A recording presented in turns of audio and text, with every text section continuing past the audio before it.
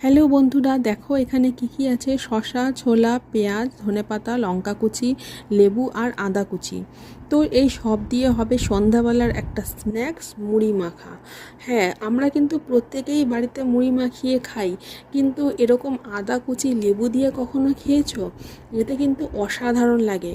তো প্রথমে মুড়িটা দিয়ে আর যা যা কেটে রেখেছিলাম সব, শসা, পেঁয়াজ, ধনেপাতা, আদা কুচি, ছোলা আর লেবু পুরো ছড়িয়ে দিলাম। দিয়ে দিলাম একটু সামান্য নুন।